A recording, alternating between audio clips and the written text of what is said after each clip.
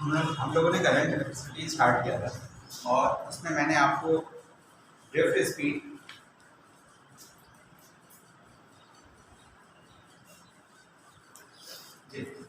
उसमें मैंने आप लोगों को ड्रिफ्ट स्पीड बताया था, ठीक है। रिलैक्सेशन टाइम क्या होता है, ठीक है। मीन फ्री पाथ क्या होता है, ठीक है।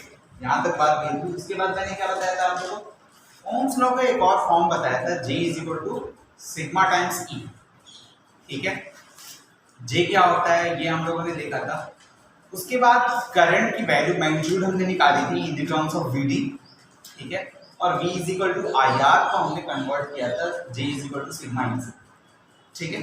और उसके बाद रेजिस्टेंस पे हम लोग गए थे, कंडक्टिविटी, रेजिस्टिविटी काय पे डिपेंड करता है। एंड देन हम लोग अल्फा पे कुछ क्वेश्चन हमने सॉल्व किया था, ठीक है। तो बेसिकली रेजिस्टेंस वगैरह चल रहा है। एक बात मैंने बोली थी, देखो ये हमेशा कंफ्यूजन होता है। आर जो है वो तीन चीजों पर डिपेंड करती है, एक रो, एल और ए, ठीक है। Length, cross sectional area. Rho जो है वो दो चीजों पे डिपेंड करती है, मटेरियल और टेम्परेचर। मटेरियल का कोई ऐसा फॉर्मूला नहीं है हमारे पास, लेकिन टेम्परेचर का फॉर्मूला है, तो वहां से हम लोग कैलकुलेट कर लेते हैं। मैंने आप लोग को कहा था कि R2 is equal to R1 times 1 plus alpha delta T, ठीक है।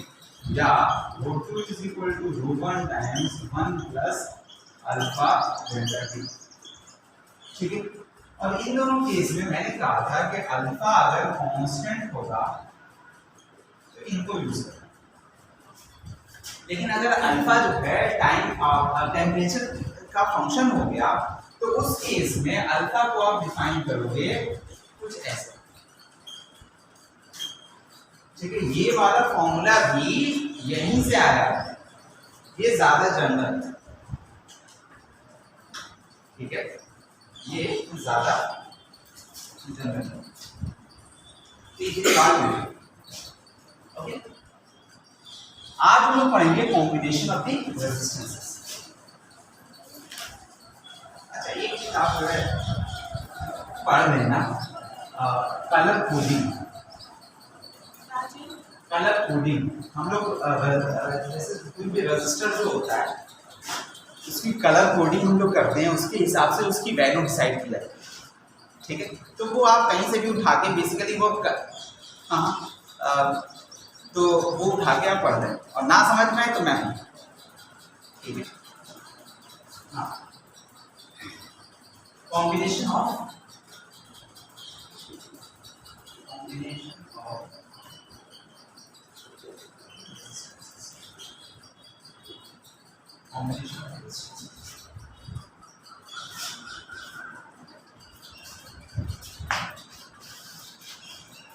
पहला जो कॉम्बिनेशन वो सीरीज और पैरेलल कॉम्बिनेशन, ठीक है। सीरीज और पैरेलल कॉम्बिनेशन हो सकता है।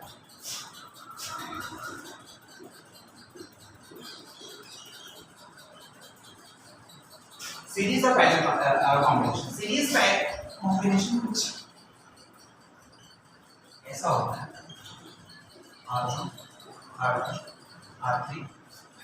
सीरीज कॉम्बिनेशन में कैसे, मतलब हम लोग चेक कैसे करेंगे कि ये सीरीज कॉम्बिनेशन में, ये पैरेलल कॉम्बिनेशन है। सीरीज कॉम्बिनेशन अगर आपके पास है तो करंट सेम होगा, जितने रेजिस्टेंसेस हैं उसमें सेम करंट।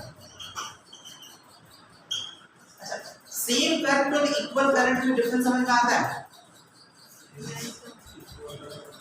इक्वल का मतलब वैल्यू बराबर हो, और सेम का मतलब एग्जैक्टली सेम चीज फ्लो हो रही है, ठीक है। तो इसलिए मैंने सेम रखा है। तो अगर बाई चांस आपके कहीं आपने कोई क्वेश्चन सॉल्व कर रहे हो और उसमें कुछ ऐसा है, ठीक है, ये भी कुछ भी वैल्यू है, ठीक है। सपोज कर लो कि इसमें 2 एम्पीयर फ्लो कर रहा है और इसमें भी 2 एम्पीयर फ्लो कर रहा है, तो ये दोनों सीरीज में नहीं हुई,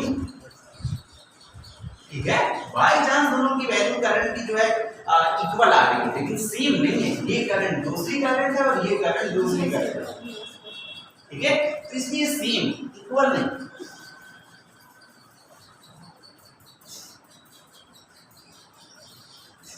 पुराना वाला क्वेश्चन भी सही था।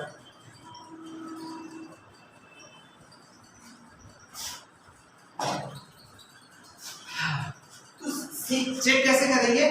आप दो रेजिस्टेंसेस उठाइए और चेक करिए कि क्या जो है सेम करंट फ्लो कर रहा है, और अगर सेम करंट फ्लो कर रहा है तो उस केस में R इक्विवेलेंट, सपोज कर लो इसी केस में हम निकालना चाहते हैं, तो ये R1 R2 प्लस R3 और ज्यादा रेजिस्टेंसेस लगी हुई हैं,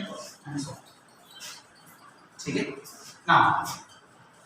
इसके क्रॉस वोल्टेज अज्यूम कर लो कि V1 है, और इसके क्रॉस वोल्टेज अज्यूम कर लो कि ये V2 है, और इसके क्रॉस अज्यूम कर लो ये V3 है, और टोटल के क्रॉस अज्यूम कर लो कि ये V ना। इसके थ्रू जो करंट फ्लो हो रहा है वो I1 है, इसके थ्रू जो I2 है, और इसके थ्रू जो करंट फ्लो हो रहा है I3 है। आपने कहा सेम करंट फ्लो होगा तो I is equal to I1 is equal to I2 is equal to I। यहां समझ लेना कि ये I1 है, यहां पे होता है इस रेजिस्टेंस, ठीक है ना। V1 के बारे में क्या लिख सकते हैं हम लोग? देखो ये वोल्टेज डिवाइड करता है,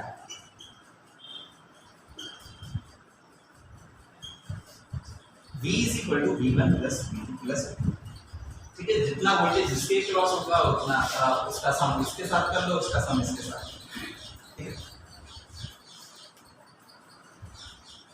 अगर सपोज कर लो दो रेजिस्टेंसेस यहां होती, R1 और R2 होता, ऐसे ये बताने की जरूरत नहीं है, लोग फॉर्मूला इसके लिए बना देते हैं, लेकिन हम लोग को अपने को फॉर्मूले से कोई लेना देना नहीं है। हम अपने को सॉल्व कर लेंगे हम लोग ऐसे कि करंट I फ्लो हो रहा है, ठीक है ना।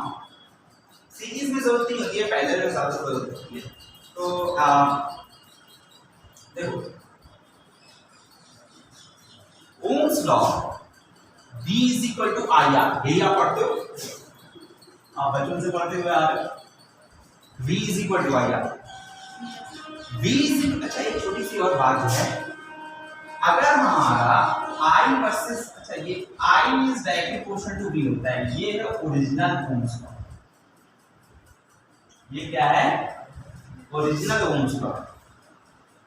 जो स्टेटमेंट में बोला गया है, वो स्टेटमेंट में क्या बोला गया है? Current is directly proportional to the voltage, ना कि voltage is directly proportional to current. जाहिर सी बात है कि ये अगर इसके प्रोपोर्शनल है तो ये भी इसके प्रोपोर्शनल होगा, लेकिन स्टेटमेंट में जो बात बोली गई है वो I is directly proportional to V बोली गई, ठीक है। तो इसलिए हम लोग नॉर्मली I यहां रखते हैं, V यहां रखते हैं। ये मैथ्स वाले समझ सकते हैं। देखो जो चीजें इधर होती हैं, जो चीजें इधर रखी जाती हैं वो इंडिपेंडेंट वेरिएबल होता है।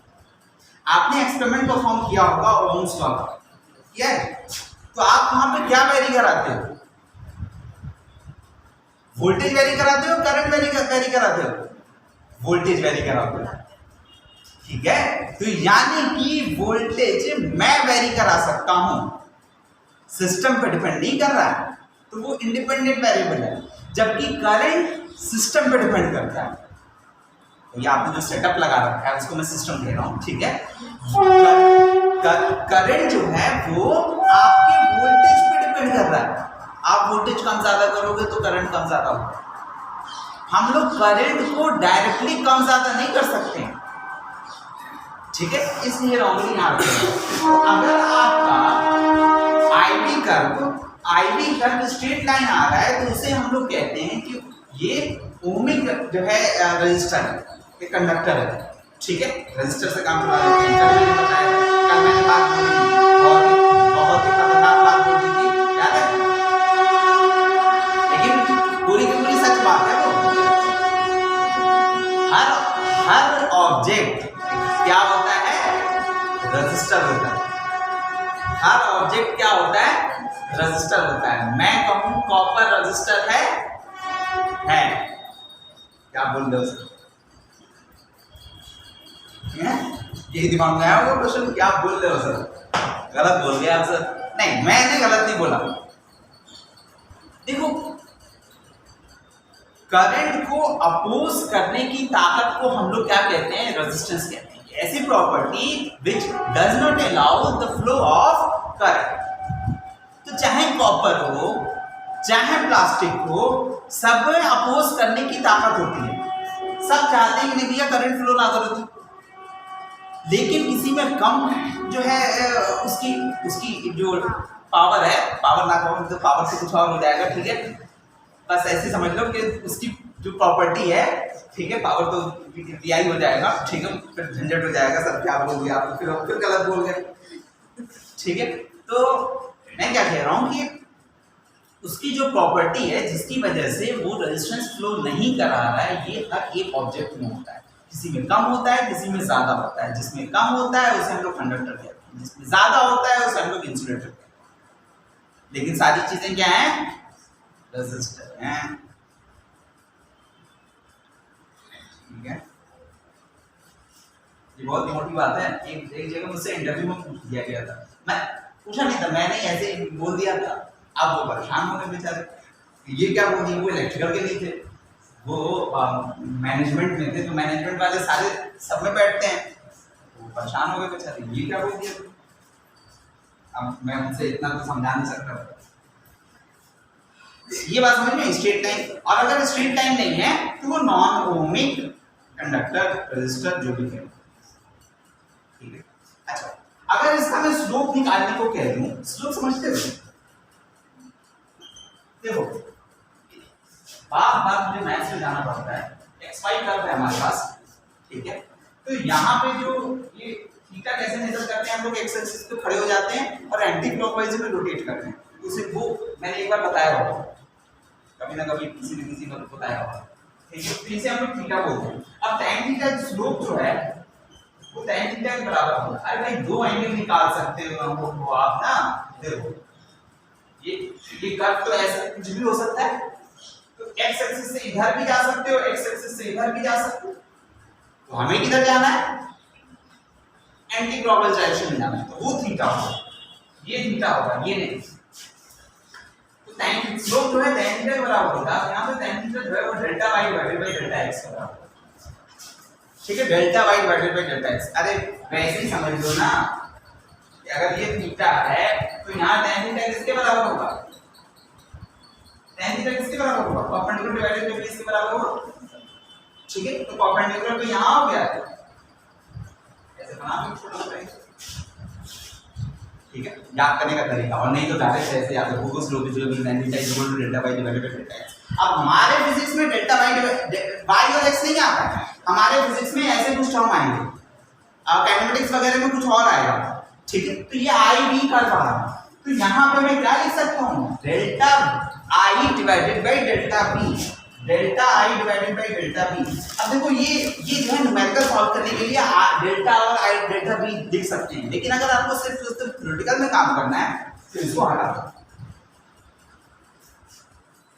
थ्योरेटिकली काम करना है आपको, वैल्यू आप अरे भाई आई क्या है? i2 माइनस i1 है, तो मैंने क्या अज्यूम कर लिया, आप ये तो बात सच्ची है ना, मैंने क्या अज्यूम कर लिया कि i1 को 0 रखो, आ गया i2 के लिए i पे, तो बस मैंने इतनी गलती की, 0,0 से मैंने कर दिया, तो अपना काम i अपॉन b।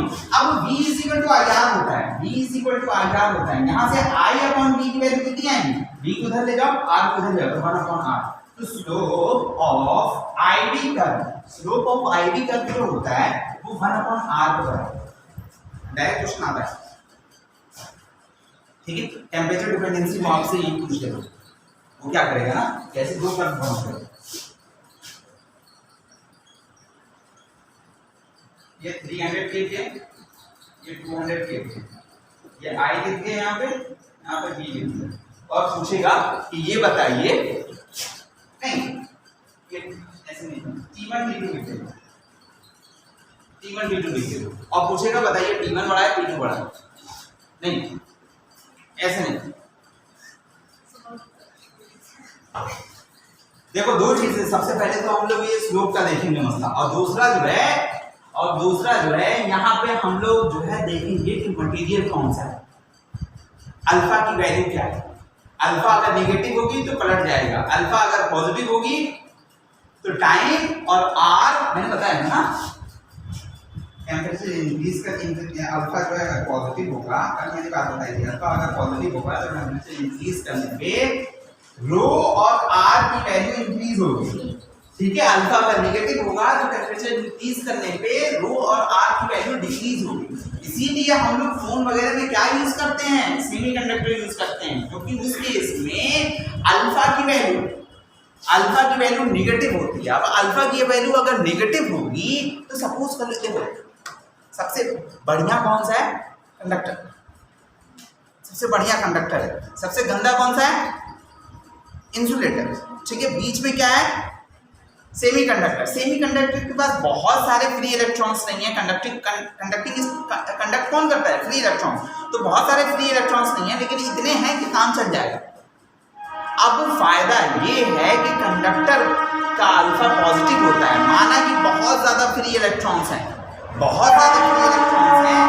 स्टार्टिंग में तो बहुत अच्छा रहेगा, जब सर्किट को मैं कनेक्ट करूंगा तो उस वक्त तो बहुत अच्छा रहेगा, लेकिन धीरे धीरे हीटिंग होगी। हम लोग पढ़ेंगे हीटिंग के बारे में, ठीक है। इतना तो समझते हो आप सारे लोग, जो है 10th क्लास में आपने 9th क्लास में पढ़ा होगा कि करंट पास कराएंगे कुछ ड्यूरेशन के लिए, तो वहाँ पे उस रजिस्टर के केस में जो है हीटिंग प्रोड्यूस होगी, तो हीटिंग प्रोड्यूस होगी, टेम्परेचर इंक्रीज होगा, तो आर की वैल्यू बढ़ेगी। In the case of alpha positive that is conductor.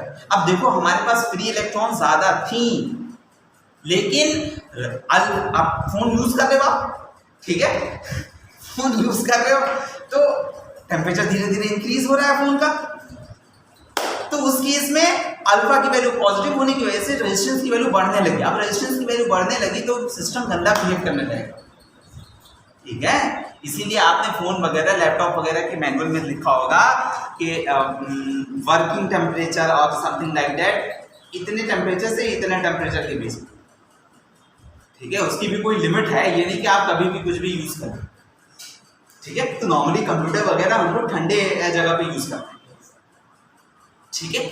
अब फोन इतना ज्यादा जो है इवॉल्व हो गया है, ये धूप में भी काम कर लेता है, ठीक है। तो वो डिपेंड करता है कि क्या चीजें कैसे लगाएगी, फेल होने के चांसेस किसमें हैं, तो यहाँ मैं आपको कंप्यूटर नहीं पढ़ाऊंगा, ठीक है। तो ये बात समझ में आई। तो ये क्वेश्चन ऐसे नहीं सॉल्व होगा, यहाँ पे दो चीजें हमें यूज करनी होगी, एक तो ये स्लोप का मसला यूज करना होगा। अब ये चेंज भी कर सकता है, हम जो है फटाफट ये यहाँ पे ऐसे लिख दिया। अब क्या होगा, अब इस केस में स्लोप किसके बराबर होगा, इस केस में अगर स्लोप निकालूं तो delta Y divided by delta X होता है, यहाँ पे v है तो v अपॉन i की वैल्यू क्या होती है, r होती है। तो अब देखो फिर से पलट गया ये, दो चीजें हमें देखनी होगी, एक तो देखना होगा कि आई भी कर रहे हैं या वी आई कर रहे हैं, और दूसरी चीज जो देखनी होगी वो हमें देखना होगा कि अल्फा जो है वो क्या है। कोई एक टाइम में कह के निकल जाता है कि जो है ये ग्राफ जो है वो कंडक्टर के लिए, तो बस अपना काम हो जाए, उसने बोल दिया कंडक्टर के लिए ग्राफ है तो अल्फा की वैल्यू पॉजिटिव होगी, वो बोल देगा कि या तो वो डायरेक्ट बोल देगा अल्फा पॉजिटिव है या अल्फा नेगेटिव है, ठीक है, या वो बोल दे कि कंडक्टर है या सेमीकंडक्टर है या इंसुलेटर, ठीक है। लुक बैक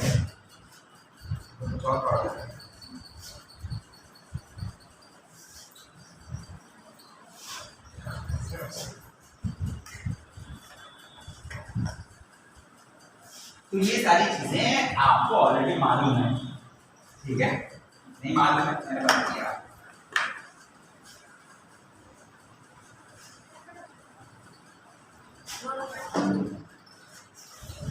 अरे छोड़ो, हाँ पहले करते हैं,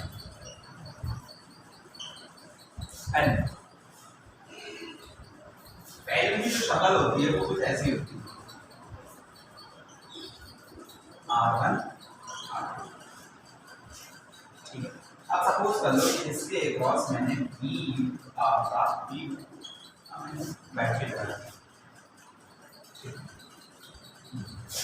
यहाँ पे I1 कनेक्ट हो रहा है, यहाँ पे I2 पहचानते कैसे हैं, यहाँ पे सेम वोल्टेज होगा, देखो इस रेजिस्टेंस के क्रॉस, अच्छा ओम्स लॉ में इसलिए ले आया था, मैं आपको बता रहा था कि V इक्वल टू IR, ये एक किसी पर्टिकुलर रेजिस्टेंस के लिए ही लगाया जाता है, एक किसी पर्टिकुलर रेजिस्टर के लिए।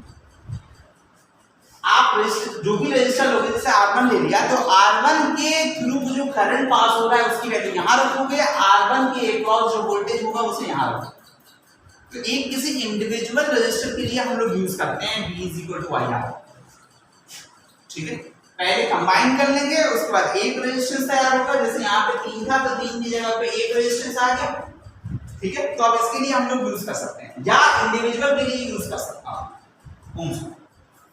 तो यहाँ पे सेम वोल्टेज होगा, अगर दो रेजिस्टेंसेस हैं, ठीक है, और उनके अक्रॉस जो वोल्टेज है वो सेम है, तो हम कहेंगे कि पैरेलल। अब दूसरा तरीका समझो, करंट को समझो कि वो ये पाइप है, पानी का पाइप, और उसमें पानी फ्लो हो रहा है, ठीक है। अगर कोई और रास्ता नहीं है इसके पास, एक जगह से चलना शुरू किया और आगे तक चलता चला गया, जहां तक चलता चला जाएगा और कोई और उसे रास्ता नहीं मिलेगा, तो समझ लेना वो सीरीज है, ठीक है। तो current is something like water, pipe में फ्लो कर रहा है, ठीक है। बहुत लंबी एनर्जी है, लेकिन अपना काम हो जाएगा अगर ये इन लफ्जों से समझ में नहीं आता है। सेम करंट वोल्टेज देखो, इससे चलना शुरू करो, इस वाले रेजिस्टर के एक एंड से चलना शुरू करो, यहाँ पे आ जाओ, इससे चलोगे तो अगेन उसी पॉइंट पे आ जाओ, ठीक है। तो यानी कि एक एंड दोनों सेम पॉइंट से कनेक्टेड है, दूसरे एंड को देखो, यहाँ से चलना शुरू करो, यहाँ पे आ जाओ, इधर से चलना शुरू करोगे इसी पॉइंट पे आ जाओगे, यानी कि दोनों पॉइंट्स जो हैं वो इनका और इनका सेम, एंड पॉइंट्स जो हैं वो सेम है। अगर एंड पॉइंट सेम है तो हम कह देंगे कि वो अगेन पैरेलल में, ठीक है। देखो जितना आप इसमें मुझे कहलाना चाहते हो उतना मैं आपको बताते चला जाऊंगा चीजें, क्योंकि यहाँ जो है फिर लाइन नहीं होती है। मैं आपसे कह दूं कि सेम वोल्टेज है, काम खत्म हुआ है, लेकिन हर क्वेश्चन में कुछ ना कुछ अलग आपको देखने को मिलेगा। अच्छा ठीक है, अगले क्वेश्चन में फिर कुछ नजर आएगा। अच्छा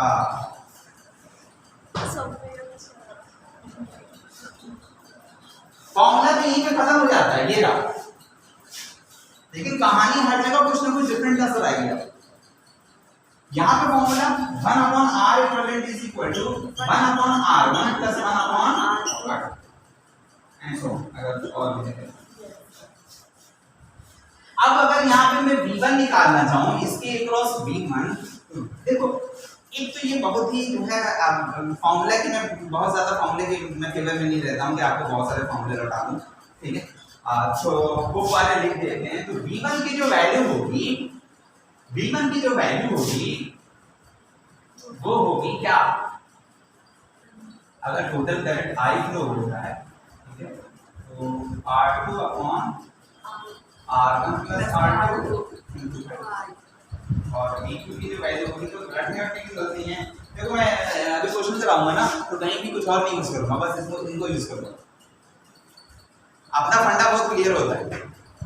देखो यहाँ पे 2 बार ओम्स लॉ यूज कर लो ना तो काम हो जाएगा, एक और बार यूज कर लो इस इक्विवेलेंट सर्किट के लिए।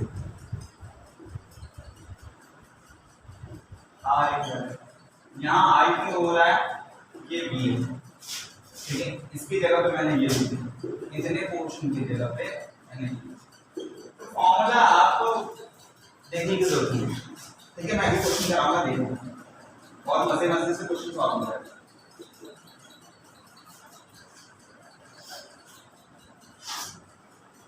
ठीक है,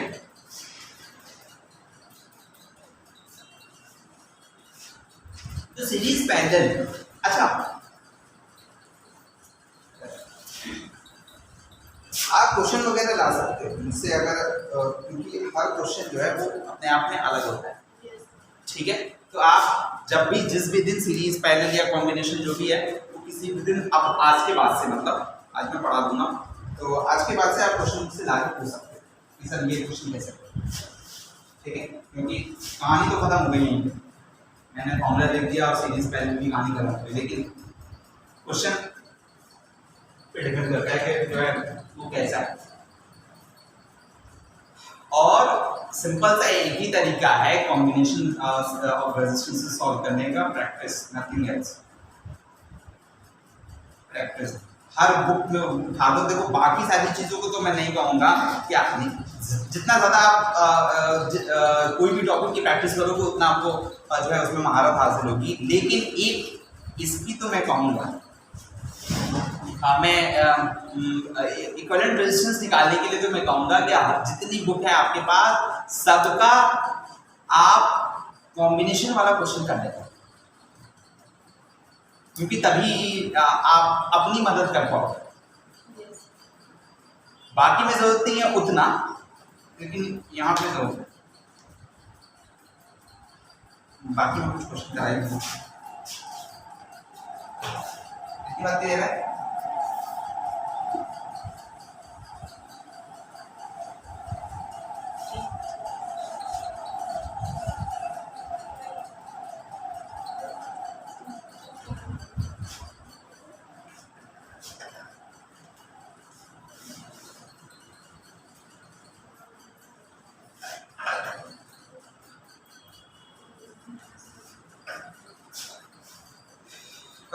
वेट स्टोन भेजे, अब की जो चीज है वो वेट स्टोन।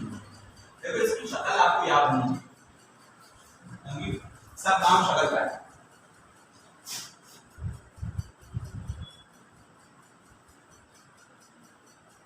तो अगर किसी सर्किट में मिनिमम 5 रेजिस्टेंसेस लगी हुई हैं और आपको ना ही कोई सीरीज लग रहा है और ना ही आपको कोई पैरेलल लग रहा है, तो एक बार वेट स्टोन ब्रिज जरूर चेक करें।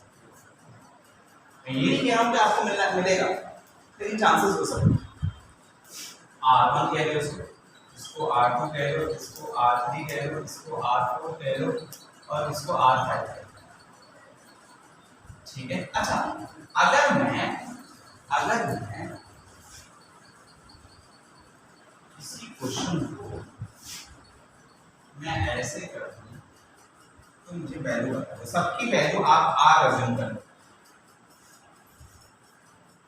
10 वैल्यू अज्यूम करो साथ में, और मुझे बता दो कि कितना इक्विवेलेंट रेजिस्टेंस आएगा अक्रॉस AB। RAB की वैल्यू मुझे बता दो इस क्वेश्चन हैं, निकल जाएगा।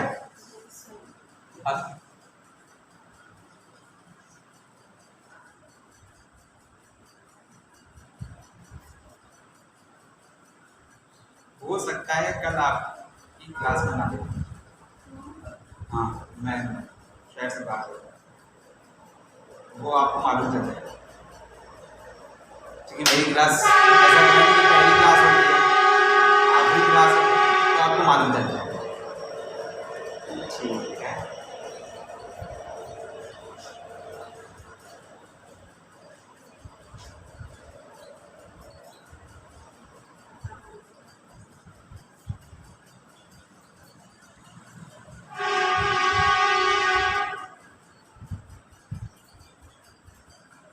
निकल नहीं रहा है।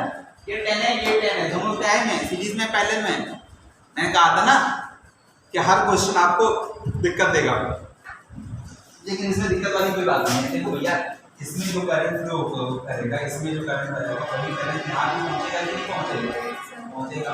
जो इसमें जाएगा वो इसमें भी जाएगा कि नहीं जाएगा? आप देखो सर्किट सॉल्व करने का तरीका, पेंसिल और रबर, ठीक है, तरीका समझो।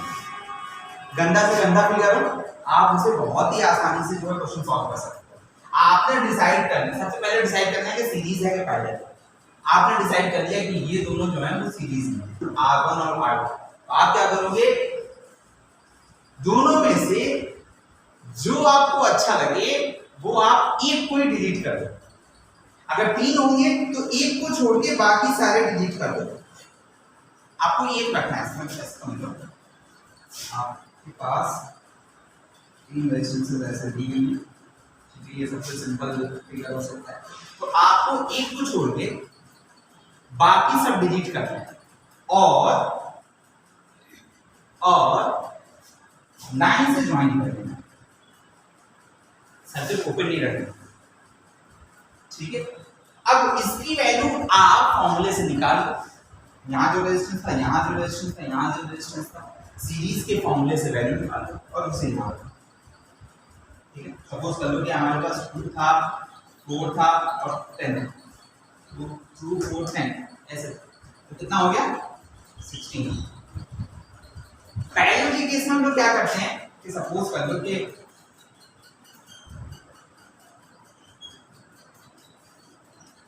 ऐसे ऐसे, ठीक है, तो यहां आपको क्या करना होता है, जो भी एक अच्छा लगे उसे रख दो, बाकी सारे डिलीट कर दो और ज्वाइन ना करो, ओपन स्टोर। अब ओपन में तो करंट होता नहीं है पूरे को, अब वो इतना गंदा बिगड़ता और अच्छा बनता। अभी और वाहियात दूंगा आपको जो है फिगर, तो देख के आपको डर लग रहा होगा, लेकिन जब हम ऐसे छोटे छोटे टुकड़ों में करके सॉल्व करेंगे और रब करते रहेंगे तो वो थोड़ा थोड़ा आसान होता जाएगा, और जब आसान होता जाएगा तो आपको चीजें ज़्यादा अच्छी तरह से नजर आने लगेंगी। इसलिए हम ये अपनाते हैं। ठीक है, यानी क्या बोलते हैं, सीरीज के केस में आपको रब करना है और ज्वाइन कर देना है। पैरेलल के केस में आपको बस डिलीट मारना है, ज्वाइन नहीं करना। कितने डिलीट करनी है, सारे के सारे, एक को छोड़ के जो अच्छा लगे उसे रखो। आप बताओ इसमें कौन सा अच्छा लग रहा है, ये बताइए, कोई नहीं, तो क्या फर्क पड़ता है। इसीलिए मैंने अब सीरीज में था तो रब करेंगे और ज्वाइन करेंगे। ठीक है, वैल्यू निकाल लेंगे, 10 था दोनों तो 10 10 20। ऐसे यहां पे कौन सा अच्छा लगता है, ये वाला 10 10 20, ये भी 10 था। तो अब मुझे बताओ ये तीनों जो है सीरीज में है पैरेलल में है, कैसे मालूम चलेगा, जब चलते हैं यहाँ इसको पकड़ लो, इससे हम अच्छा ऐसे चल रहे ना, उल्टा चल रहे, ए से यहाँ पहुंच गए हम लोग, तो ये भी पॉइंट ए है, ए से हम लोग यहाँ पहुंच गए, यहाँ ए है, इसके आगे नहीं जा सकता हूँ क्योंकि रजिस्टर आ गया। ए पॉइंट्स यहीं तक है, ठीक है, और ए पॉइंट्स अगेन यहाँ तक होंगे। बी पॉइंट देखो, बी पॉइंट यहाँ पे आ सकता है, बी पॉइंट यहाँ भी आ सकता है, बी पॉइंट रहते हुए यहाँ भी आ सकता है। तो ये वाला रजिस्टर किसके बीच में है, ए और बी, ये वाला ए और बी, ये वाला ए और बी, सेम दो पॉइंट्स के क्रॉस जो भी रेजिस्टर्स कनेक्टेड होंगी उन्हें हम कहते हैं कि वो पैरेलल में कनेक्टेड होंगे। हम पहचान लिए, और पहचानने के बाद हमें क्या करना होता है, रब करना होता है और छोड़ देना होता है, और फॉर्मूले से वैल्यू निकाल देंगे। 20 20 और 10 था, वैल्यू कितना आ गया, 1.5।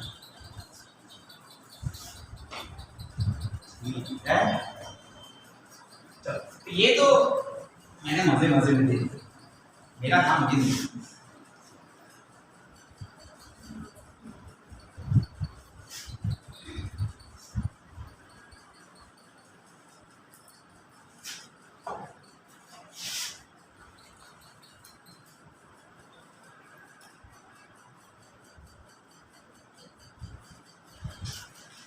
ये R1 है, ये R2 है, ये R3 है, ये R4 है और ये R5।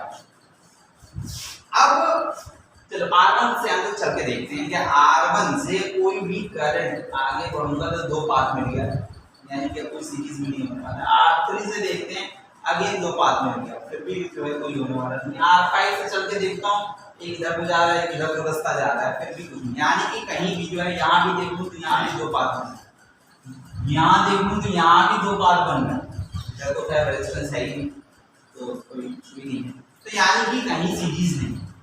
इधर देखते हैं, सपोज करो ये पॉइंट हमारा सी है और ये पॉइंट हमारा डी है, तो ये वाला रेजिस्टेंस किसके बीच में, AC के बीच में, ये वाला AD के बीच में, ये वाला CD के बीच में, ये वाला BC के बीच में, ये वाला BD के बीच में, कोई सेम नहीं है, कोई मुसीबत है ना, सीरीज है ना पैरेलल। सर ने और कुछ तो बताया नहीं, हाँ नहीं बताया।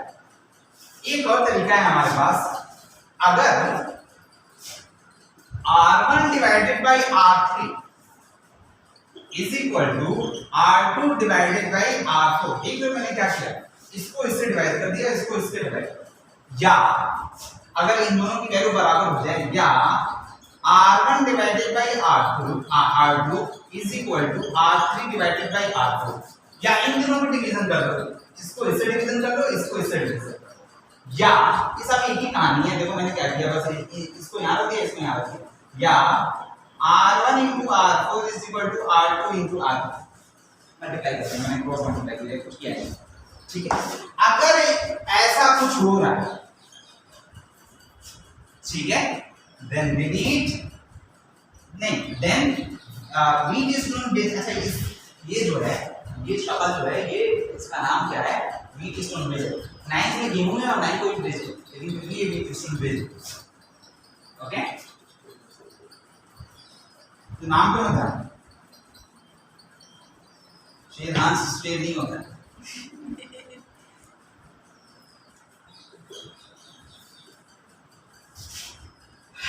Then it is wheat stone base, नहीं ऐसे ही wheat stone base है। और अगर ये चीज फॉलो कर रहा है तो then wheat stone base is balanced,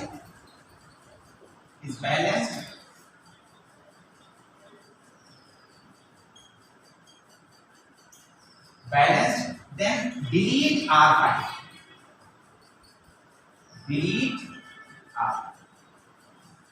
कुछ करना है उसके बाद नहीं, या बस डिलीट कर देना है, इस R5 को डिलीट कर देना है।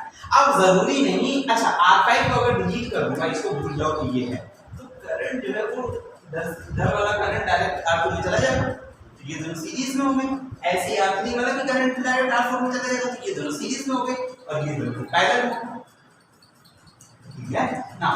अगर R5 की जगह पे उसने गैलोमीटर लगा रखा है, अगर R5 की जगह पे उसने गैलोमीटर लगा रखा है, तो गैलोमीटर क्या काम करता है, मैं अभी पढ़ाऊंगा, इसी यूनिट में पढ़ाऊंगा आपको, voltmeter, ammeter, galvanometer, meter bridge, ये सारी चीजें मैं पढ़ाऊंगा। तो अगर उसने R5 की जगह पे गैलोमीटर लगा रखा है, गैलोमीटर का काम बता देता हूं बस, कि ये करंट को डिटेक्ट करता है कि करंट है कि नहीं। तो जो इसका पोटेंशियल होगा वही इसका भी पोटेंशियल होगा, तभी हम लोग डिलीट कर रहे हैं। यानी कि इसमें करंट 0 है, तभी हम लोग डिलीट कर रहे हैं, यानी गैलोमीटर में कोई भी करंट डिटेक्ट नहीं, ठीक है, इसमें करंट 0 है, सर्किट से वही चीज। अच्छा आप एक कोई बहुत ही वाहियात सा उसने जो है डायग्राम दे रखा था, सर्किट जो है डायग्राम दे रखा था, और उसने बोला जो है इस वाले ब्रांच में, इस वाले ब्रांच में, इस वाले ब्रांच में जो है आई की वैल्यू जो है वो 0 है। क्या बोल रखा था उसने कि इस ब्रांच में 0 है। अगर उसने ये बात बोल दी कि इस ब्रांच में आई की वैल्यू 0 है, तो उस ब्रांच को आप डिलीट कर देना, उसका सर्किट में होना या ना होना कोई फर्क नहीं पड़ता, क्योंकि उसमें करंट 0 है, तो वो रहे या ना रहे। और जब ऐसा मसला है कि कोई रह भी सकता है और नहीं भी रह सकता है, तो हम क्यों चाहेंगे वो रहे, हम तो चीजें आसान करेंगे, हम कहेंगे चलो भाई हो गया तुम्हारा काम, तो उसे हम लोग वहां पे डिलीट कर देंगे। तो आपने कहा कि R5 से कोई करंट नहीं फ्लो होगा, तो भैया डिलीट करो ना इसे, तो कोई करंट नहीं फ्लो होगा, ठीक है। इसे हम कहते हैं वीट स्टोन। अब इसकी शक्ल जो है वो 2-3 तरह की और होती है।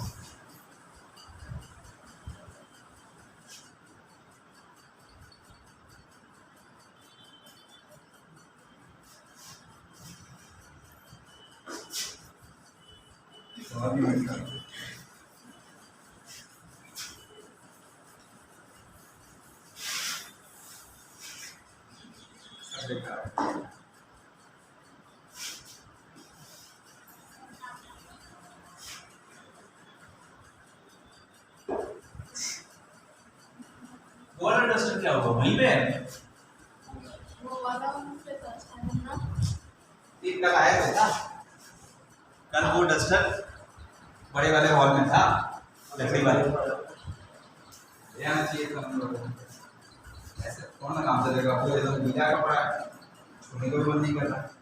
अरे बोर्ड सामने पड़ा था, इस वजह से गीला करा था, इस बोर्ड का अभी तक जो पहले का लगा हुआ था गीला करके तो साफ था। क्या करें, आज तो लिखना ही लिखना है, बहुत सारा। अच्छा हाँ जी, तो देखो एक तो शक्ल ऐसी हो सकती है, दूसरी शक्ल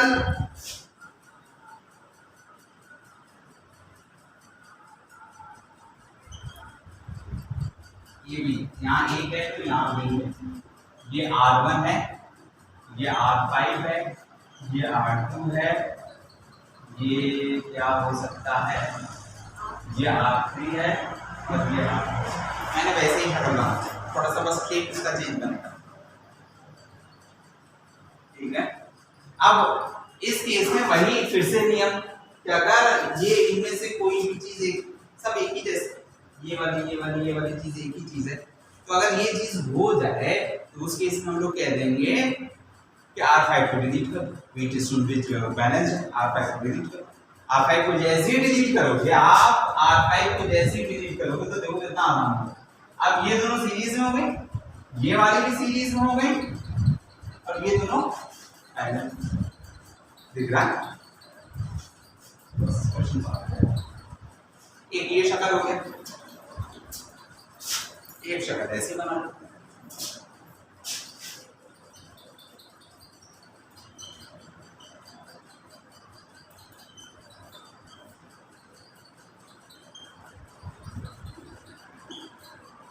R1, R2, R5, R3,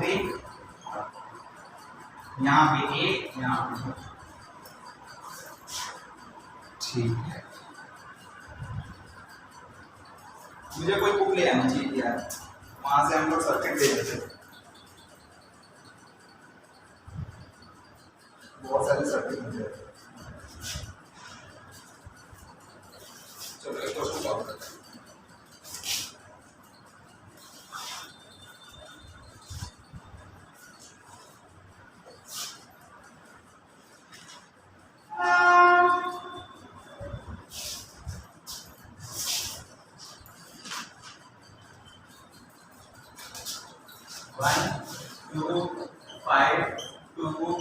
ये सब ओम में है। RAB की वैल्यू निकालना, ठीक है, RAB की वैल्यू निकालना,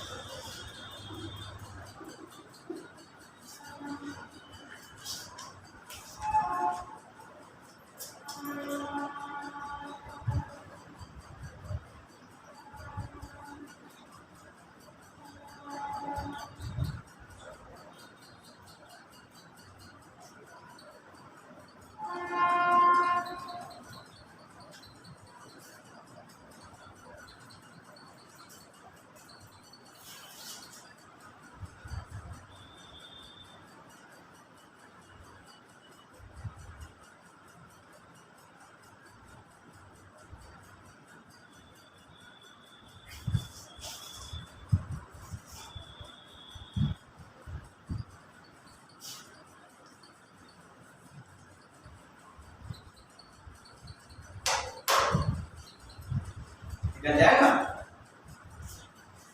इनका रेशियो निकालो, ये R1 है, ये R1, R2, R3 ये देखने की जरूरत है बस। दिस डिवाइडेड बाय दिस कितना हुआ, 2 divided by 1, 2 divided by 1, 4 divided by 2, तो दोनों बराबर हो गया 2 2 2 2। समझ में आ रही बात है? नहीं क्या बोला मैंने, कहा क्या भैया या तो आप ध्यान रखो कि R1 कहाँ होता है, R2 कहाँ होता है, R3 कहाँ होता है, या दूसरा तरीका है इन दोनों को एक साथ डिवाइड कर लो, इन दोनों को एक साथ डिवाइड कर लो, तो जब 2 1 हो गया तो यहाँ पे 4 डिवाइडेड बाय 2, दोनों बराबर है कि नहीं है? और अगर बराबर हैं तो ये कहता है कि V डिस्टेंस जो है वो बैलेंस है, और V डिस्टेंस बैलेंस है तो इस लाइफ को रहना ना रहना कोई फर्क नहीं पड़ता है। और जब ये हो गया तो ये दोनों सीरीज में वैल्यू कितनी होगी 6, यहाँ पे 1 + 2 3, 6 पैरेलल विद 3, 6 पैरेलल विद 3 की वैल्यू कितनी होगी 1/3 + 1/6, 1/3 + 1/6। समझ में आया बात? मैं क्या कर रहा हूँ, बस थोड़ा सा लिख नहीं रहा हूँ, कम से कम लिख के काम चला रहा हूँ। तो ये हो गया 2 और ये हो गया 1, 3/6 दैट इज 1/2 दैट इज 2। ठीक है, ध्यान रखना ये 1/r होता है, इसलिए इन्वर्स करना जरूरी है। कभी 1/2 पे टिका के आगे बढ़ जाओ, 5 नंबर का नुकसान होगा। ठीक है, तो इसका इक्विवेलेंट रेजिस्टेंस कितना आ गया? इक्विवेलेंट रेजिस्टेंस कितना आ गया? 2।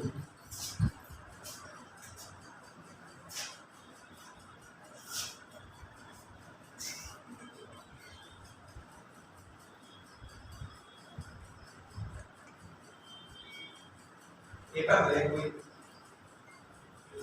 पेपर मेरा पेपर दे। हाँ सही, हाँ सही है, हमारा तो कुछ नहीं है इसमें।